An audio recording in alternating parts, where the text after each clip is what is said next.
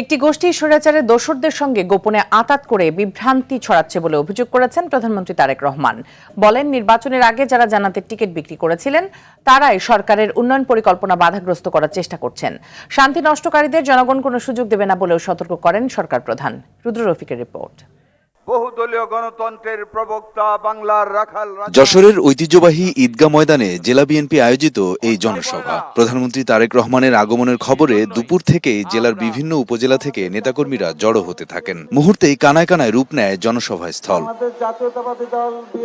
বিকেল 4:30টার দিকে মঞ্চে ওঠেন প্রধানমন্ত্রী। হাত নেড়ে স্বাগত জানান যশোরবাসীকে। নেতাকর্মীরা স্লোগানে স্লোগানে মুখরিত করে তোলে পুরো শহর। দৃঢ় বিশ্বাস।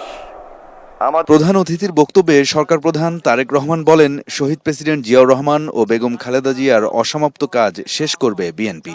বিএনপি শহীদ জিয়ার রেখে যাওয়া যে কাজ, অসমাপ্ত যে কাজ, সেই কাজ বিএনপি সম্পন্ন করতে চায় দেশের মানুষের স্বার্থে।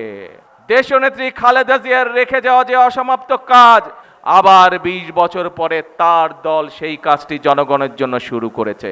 স্বাধীনতা বিরোধী শক্তি সমাজে বিভ্রান্তি ছড়াচ্ছে বলেও অভিযোগ করেন প্রধানমন্ত্রী।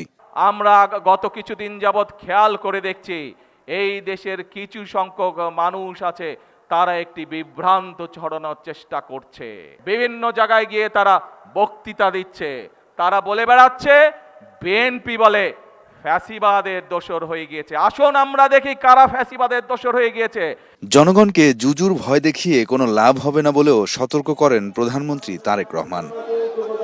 প্রধানমন্ত্রী নির্বাচিত হওয়ার পর প্রথমবার যশোরে সরকার প্রধান তারেক রহমান ঐতিহ্যবাহী ঈদগাহ ময়দান মাঠে তুলে ধরলেন দেশ গড়ার পরিকল্পনার কথা। সেই সঙ্গে ষড়যন্ত্রকারীদের বিরুদ্ধে সজাগ এবং সতর্ক থাকার আহ্বান জানালেন। নেতাকর্মীদের প্রত্যাশা, উন্নয়নের সুষম বন্টন হবে যশোর জেলায়। রুদ্র রফিক, RTV, যশোর।